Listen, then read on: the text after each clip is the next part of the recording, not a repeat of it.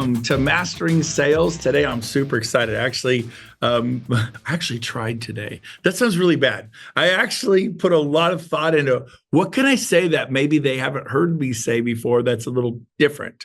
So today, we're going to come at you with some out-of-the-box thinking. And I want those of you that are big-time listing agents and have experience, like Noel Kreider's on here. Noel, I want you to share some of your thoughts of what I'm saying. And there's other people I know that are big-time, listing agents and have listed plenty of homes. I want to speak to you about this. So number one, I'm going to talk to you.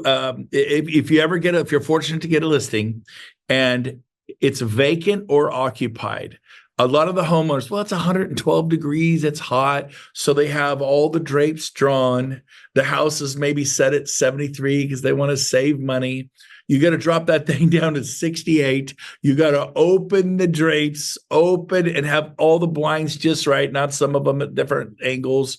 And you want to be light and bright. Air out that house, man, especially vacant homes. It cracks me up. The home's vacant. You walk in, you're showing the property. All the windows are shut. The drapes are down. It's 100 degrees in that vacant home. Completely and totally 100% unacceptable. So turn on every light. I actually taped them on. I said, do not turn off. I actually do weird stuff like that. My lights are on 24/7. You serious? Yep. My home glows like Camelot at 2 a.m. Everybody knows it's there. Everybody knows it's for sale. I turn on the music, background music, and it goes 24/7. Now, of course, if people live there, you can't do that. I'm talking on a vacant home. But you want to have the music, you want lights, you want cameras, you want action. By the way, quick short note, you ever see a picture of the front of the house and you see all the where they tarred the asphalt and it's like varicose veins on someone's leg and then it's got the sidewalk, then the lawn on the house? These are professional photographers, which I highly doubt that. Lift the camera up, get the varicose vein asphalt and the nasty front street out of the picture. Maybe hit it from the sidewalk, the lawn, the house, and have blue sky. They frame the house perfectly, but in so doing, here they got all the nasty asphalt and blue sky. Lift it to where you made the house maybe lower, but it's blue sky behind it. You'll see in your pictures, it cracks me up. Or they show the half bath or a washer and dryer. Are you selling appliances or are you selling the house? Don't waste your photos on the washer and dryer, the half backs. We got to show the garage. The garage looks like hell. If the garage looks like hell, do not show the garage. Don't. But I think they got to see what it's like and decide. You guys, there's piles of crud everywhere. Now, if the garage has a painted floor and it's well lit and everything's organized and it looks like Jay Leno's garage, show the garage. Fine. But come on, you guys. Well, I want them to see everything. No, you don't. You don't want to stop them from coming before they even get there. If 2 or 3 pictures of the family room, 1 or 2 pictures of the kitchen, not 10 pictures of the kitchen. The bedrooms, if it's just like bed, window, sheetrock, don't do the bedrooms. Do the master bedroom. It looks awesome. Do the master bath. It looks awesome. What about the hallway bath? It's a sink and a shower and a tub. Stop. Every picture should make you want to drive over there as fast as you can. I'm a minimalist when it comes to pictures. Never taking a picture from the back of the house back to the house, because then the house looks like a big rectangular box. Never shoot from the back fence back down. It's horrible. Shoot from the back of the house back to the fence. Have different angles, but 2 or 3, not 13. I maybe have 18 pictures of all listings, and every single picture is amazing. And we take our time. We don't just throw up 90 pictures because you can't. That's my little soapbox there. Okay, here's something that you maybe never heard before. You ready? If the lawn is dead and we're starting to see people lose their homes, we're starting to see things. You ever seen a dead lawn? What I would do is have them mowed nice and tight and then paint them green. Absolutely, I'm dead serious. If you're not painting, even if the lawn looks kind of, it's summer, it's burned out, it's got burn patches, it looks okay. Are we selling okay? No, we're not. So you paint that okay lawn, like with green paint. Absolutely. It's biodegradable green paint. Order it on Amazon. You put it in a pump, you pump it up, and then you hire your gardener to go, shh, and it will pop. If you're selling a boat or a car, we're not selling boats or cars. Yes, you are. And so the boat better be waxed, the car better be waxed, you better shampoo the carpets, and that lawn, I can't even tell you how important. You have 3 seconds to make a good impression. If your lawn looks like someone threw up on it, kind of green, kind of brown, all brown, unacceptable. I'll come behind you and sell that house. I will paint it green. And then look, well, you're deceiving the buyer, Brent. Yes, if you didn't disclose it, we fully disclose. Lawn has been painted green because it is summer and it looks like hell. And we painted it green so you can see it will look like next spring. And it's got biodegradable paint for you, you people that get all worried about, you can't put paint on the lawn. It's a biodegradable paint. The lawn likes it. We put some fertilizer in there. So here's the deal. Paint the lawn, paint the house. I don't have money. Get on Workplace through EXP or Remax or whatever company you're with and go, who knows how to get money to get a home painted. My client has none, and I'm not in a position to help them with $8,000 for an exterior paint job. There's so many ways to get money for that. I've had homes re-roofed and had the roofer pay for it and get paid out of escrow. Well, I don't know anyone like that. Well, did you call 100 roofers? Well, I didn't call 100 roofers. Well, no wonder you don't have anyone like that. And are you helping roofers try to get jobs? I don't get paid. I go, it's interesting. When I ask a roofer just to roof it and we'll pay you when we close in 2-3 months, my roofers say yes. Because I go out of my way to help my roofers get repair jobs and roofing jobs where I don't make any money because I sow and I get to reap. If you don't, well, I don't make any money helping my plumber. Well, I'm sure his wife and kids would be grateful if you gave him a $1,300 plumbing job because he's probably going to go buy groceries at Costco and feed his doggone family. Stop thinking about ourselves and go, how can I help other people? And if you focus on loving and giving and serving and helping people who maybe it won't come back, guess what? The size of the window you get through is the size of the window you get through. Like, are you with me? Are you feeling me? And so all of a sudden, you reap what you sow. If you haven't been sowing, you're not going to reap. No one's going to carpet that house for you for free and bill escrow. With stagers, are you introducing your stagers to other active agents who can help them? Help your gardener who mows and gets the property ready for sale. Help them find other jobs.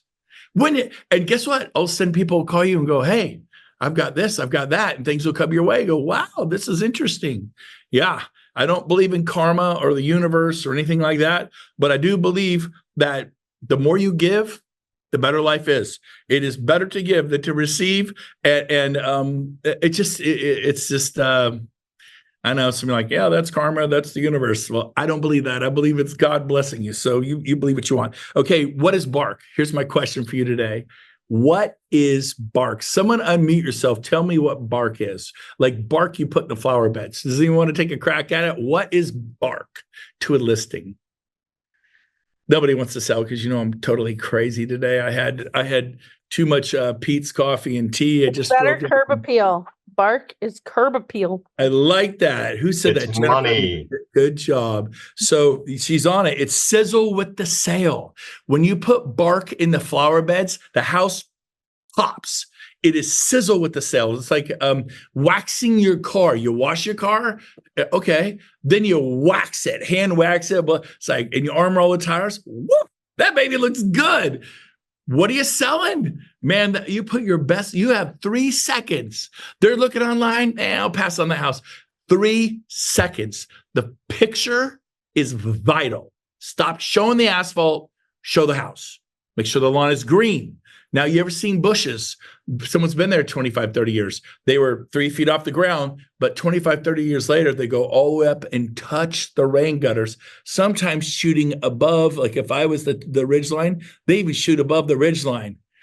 Cut that sucker, whack it down, get rid of, rip them out, plant some new brushes. This is unacceptable. And some of them are in front of like windows. The bushes grew up and then you go inside the house, it's dark. Why? Because the bushes have completely covered the windows. You need to get bossy. Now, here's when you get bossy. Before the listing is signed or after the listing signed?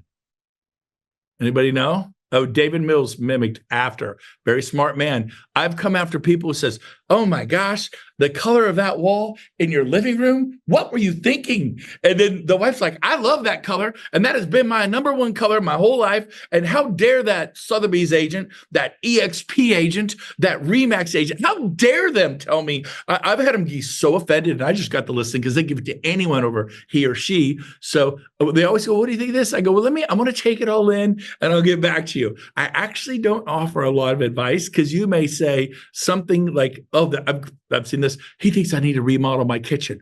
Are you kidding me? And he or she may have said a light remodel. Maybe we could paint the cabinets, and they've lost it because of that. So I actually, I'm just taking it in, and then I go back and I do all my marketing, all this, and I try to get the sign. Once I have their signature on the dotted line, oh baby, it's getting on. Gove gets bossy. The B in Brent is for bossy. You guys need to get a little bossy. You need to get, who's the leader? Is the tail wagging the dog or is the dog wagging the tail? I tell you, I'm the dog. I'm going to wag the tail. You're the dog. You got to wag the tail. Do not let your sellers tell you how it's going to be. Well, you might want to replace the carpet. No, you have to replace this carpet. And the sellers will say, here's what they're going to say. I'm going to help you. Well, we think it'd be really better. I know we'd want to pick the carpet if we were buying this house because we'd want, we really think the buyer should pick the carpet.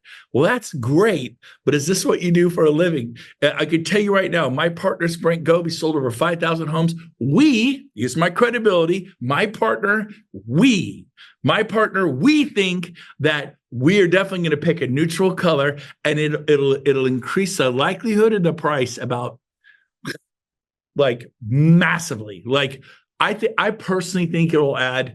It depends upon the price of the home. We'll take an average home.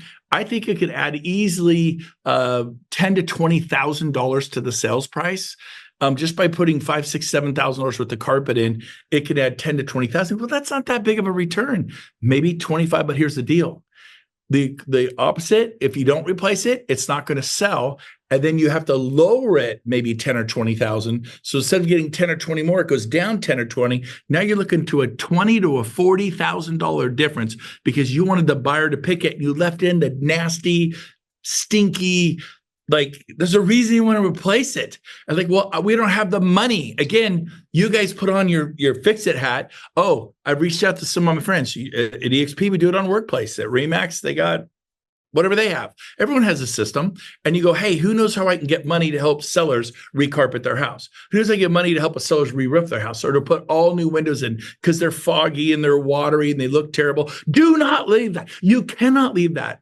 The buyer will buy it. The home inspector will come. He's going to say, oh, those are the vapor barrier is not working. They're bad. It's leaking. See the drips of water? The gravity's pulling it down. It's going into the wall. That is creating mold. You could have stachybotrys mold.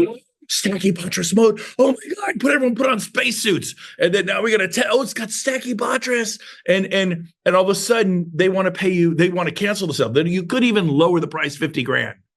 Whereas if you just would replace a $180 window, okay, COVID hit, $380 window, $580 window, replace the doggone window, and you got to find the money. You could get groups together. How do you find money? We have, I think Revenos is at EXP. Can anyone speak to that? I believe they provide money to fix up homes. Do I have the right companies at Revenos? Does anybody know? It's called Curbio. Yeah, Curbio. Curbio is one of them. There's another one out of Newport Beach that is amazing. They'll give you up to $500,000 to redo the house. You can completely gut a house to the studs, and they'll give you $500,000. Now they look at the numbers and the price and where you're going to list it at. Oh yeah, we'll give you $250,000 for that. I know what they charge for the money? Nothing. You just have to use their roofer, their general contractor, their concrete guy, their bathroom remodeling person. Oh well, that's where they get you. They charge you too much. They go, you go get your quotes. We'll match it to our quotes, and then you use our people, and then that's it. And the prices are fair because they're people, they pay workman's comp, they pay the stuff. It's not somebody who's not paying workman's comp, and that's dangerous for you, the homeowner. The prices are more than fair, and you don't pay for $250,000. You don't pay for $100,000. You don't pay 10%, which is $10,000, or 10% of $250,000, which is $25,000. So educate yourself on this. I'm going to wrap up with this. Bark is trim for a car, baby. It's trim. It makes the grass greener. Do it.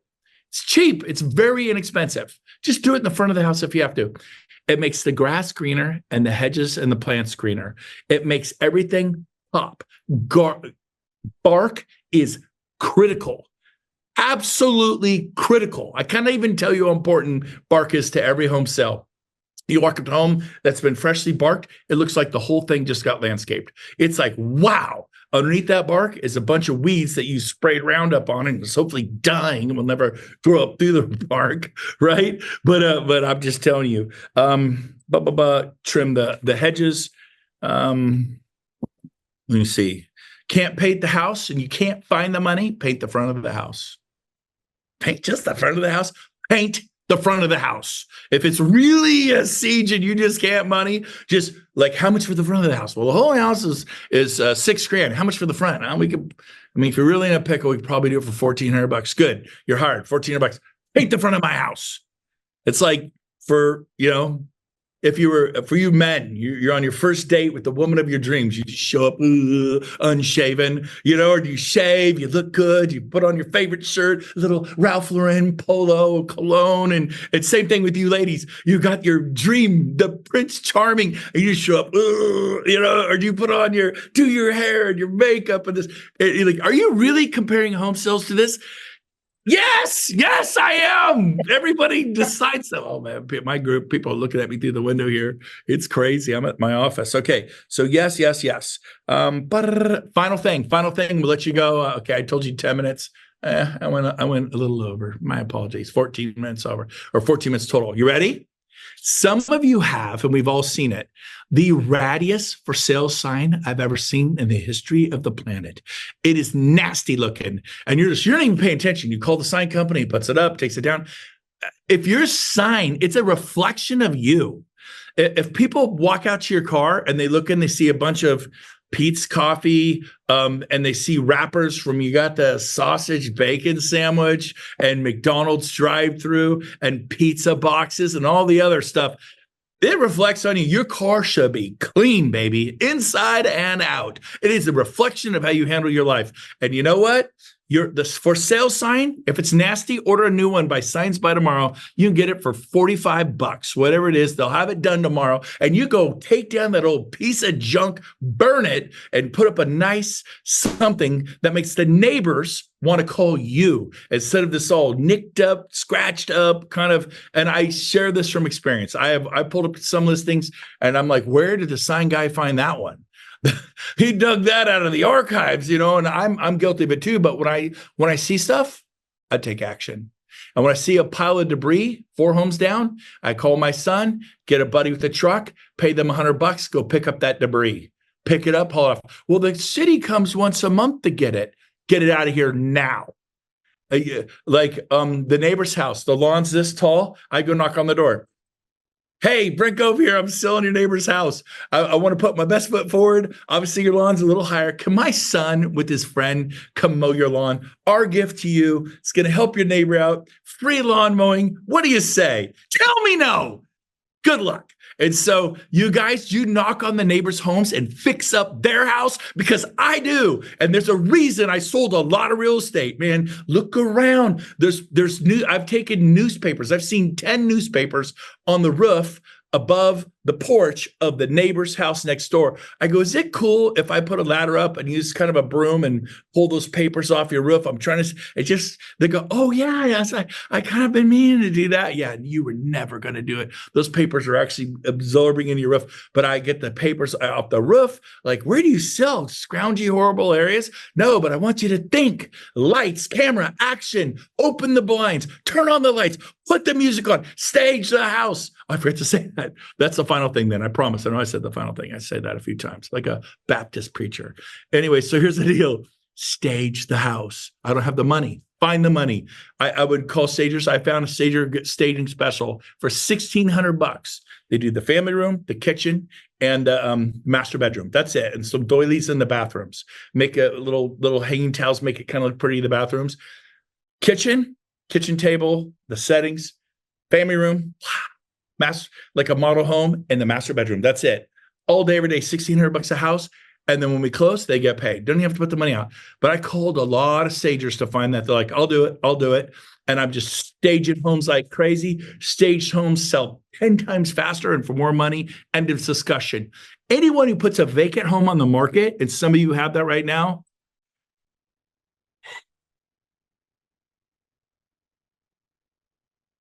when's the last time you went to a model home builder, DR Horton, Lennar, wherever it is, KB Homes, and you look at model home number 1, empty. Model home number 2, vacant, empty. Model home, you walk in and they're literally empty, sheetrock and carpet. And no, they create this, I gotta have it. Then you buy a model home number 2 and you move in and it's sheetrock and carpet. You're like, this doesn't look as good as that fully loaded model home number 2. That was like, that made me want to pay more than I should have paid and get a 7% interest rate. You guys got to create some desire. That's why the guys on a date put on the Ralph Lauren, comb their hair, shave. I haven't seen my wife in 2 days. I shaved this morning. Yes, I did. And I kind of put on my nice shirt here. I was Tony Robbins. I'm a part of the Zenith Business Club. What's your favorite clothing brand? I went, Peter Millar. What kind of clothes do you like to wear? Golf clothes. Like, that's it. I couldn't think of anything else. That's me. My poor wife. She deserves better. But anyways, it's so funny. So I love you guys. I want to have some fun with you. Maybe challenge your thinking. Hopefully I wasn't too zany and crazy, but I want you to up it and get it done. And when people call you, man, get an offer and do anything to get that first offer, even if it's verbal. And when other people call you, do you have any offers? Go, yeah, I'm working on one right now. It doesn't have to be written. And you know, just make me an offer. Anyway, 200,000 less, I don't care. And then you have people, yeah, I'm kind of working on something. I don't say it's a long shot. And then it creates FOMO. They're like, here comes full price offer. And like, I got 2 offers over full price offer. What else? You got anything going? I got 3 and 2 of them are over full price. You better make it your best shot. Do I have time? Yeah, you got like 2 hours. I need 3. Okay, I'll give you 3. And this is how you do this stuff. Anyways, love you guys. Have a great day. Hopefully this was helpful. We'll see you next week.